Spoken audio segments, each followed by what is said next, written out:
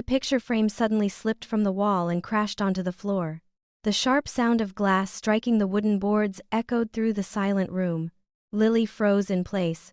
Her small hands trembled as she stared at the shattered family photograph lying at her feet. But the thing that hurt her was not the broken frame. It was the sentence that came next. Eleanor folded her arms and let her cold gaze drift toward the little girl. She was never really family anyway.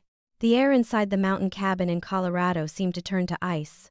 Rebecca slowly lifted her head and looked at her mother, unable to believe what she had just heard. Many years had passed since the day she brought Lily home from foster care. Throughout all that time, Lily had done everything she could to become part of the Morgan family. She remembered everyone's birthdays. She remembered Charles's favorite meals. She even remembered the old wooden chair where he liked to sit and watch the sunset. But for Eleanor, none of it ever seemed to be enough.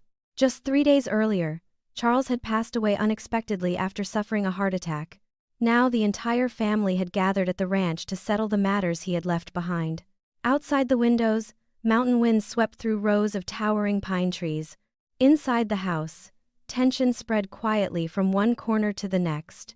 While everyone was sorting through Charles's belongings, Lily accidentally discovered an old wooden box in the attic. Inside were faded photographs and a bundle of letters tied together with a worn silver ribbon. Excited by her discovery, she carried the box downstairs to the living room. Grandpa would probably want everyone to see these, but Eleanor barely glanced at it before dismissing her. Just leave it there. This is adult business. It has nothing to do with you. Lily lowered her head without a word. Rebecca caught the flash of disappointment in her daughter's eyes. And for the first time, she realized that the cracks within this family had existed far longer than she had ever imagined. What no one knew was that hidden inside that wooden box was a secret Charles had prepared long ago. A secret powerful enough to change everything in a single afternoon. That afternoon, gray clouds slowly spread across the sky outside. The ranch living room sat beneath a heavy silence. No one mentioned the shattered picture frame anymore. No one mentioned Eleanor's words. Yet everyone could feel the tension quietly growing beneath the surface. Lily sat close to Rebecca on the couch near the window. She didn't say a single word. She simply held the old wooden box tightly against her chest, as if it were a treasure. Then, the sound of a car pulling into the driveway broke the silence. A man stepped inside. It was Thomas Reed, Charles's personal attorney for more than 20 years. He placed his briefcase on the table and looked around the room. I think it's time to honor Charles's final request. Every eye immediately turned toward him. Eleanor straightened in her chair. She was convinced she already knew exactly what was about to happen. In her mind, the ranch would eventually pass to her younger son's family.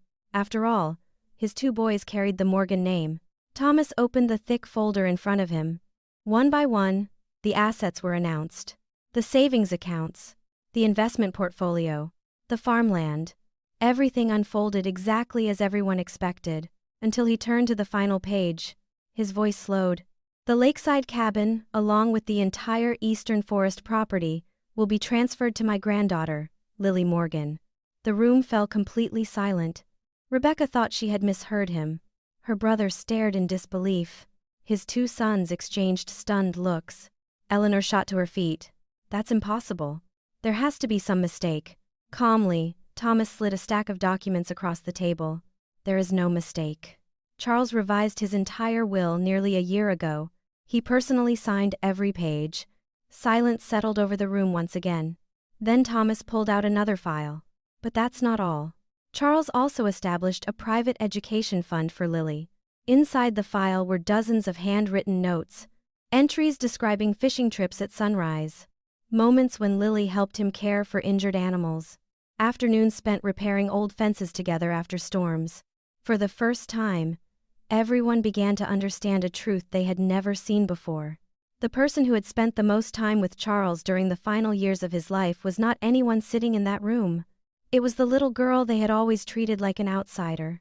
No one in the room spoke for several long seconds.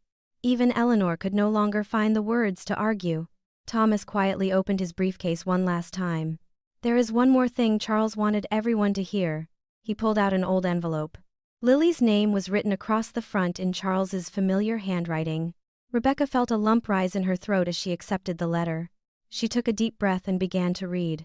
If you're hearing these words, then I've probably left that old wooden chair on the porch behind. A sad smile appeared on several faces around the room. Rebecca continued. The first day I met Lily, she ran up to me and asked if I liked cookies. She didn't ask whether I was her biological grandfather. She didn't ask whether she belonged in this family. She simply decided to love everyone. Rebecca's voice began to tremble.